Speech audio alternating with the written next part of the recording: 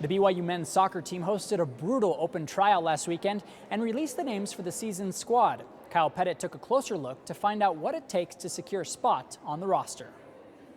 This summer I was on a church history tour and I was in the Sacred Grove, and I was like, go up to BYU camp this summer. I've been going all my life and just like go up and see what it's like. I enjoyed it and I ended up getting an offer like 2 weeks later.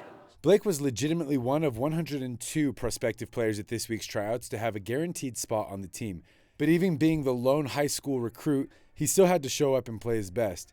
Coach Chris Watkins was pleased with the turnout, scouting 45 other high school seniors along with dozens of others hoping to claim a spot. So it was really deep, a lot of good players that weren't easy to cut, so it was a very difficult process to get through them and to try to weed out the best from the others. And the best is exactly what he and his staff were looking for.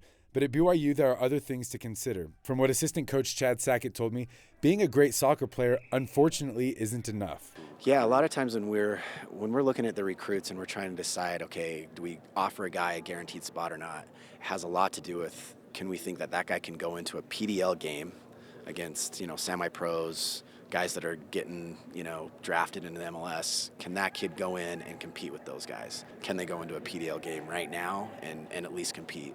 And what better way to see if someone can compete than by competing?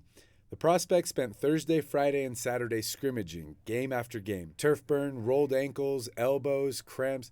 It's all just a part of the game. And at this level, players often have to be able to just roll with the blows while still performing at the top level. That's what it's all about. It's 11-11 game. That's what we do in the season.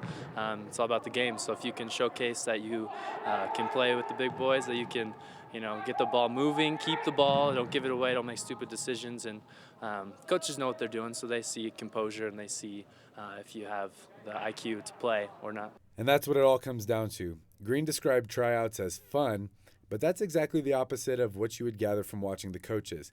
Yes, they were approachable during tryouts. They smiled and were happy to see players, but when it was business, well, it was business. With the new roster released for the 2013 season, the team began their daily practice and workout routine.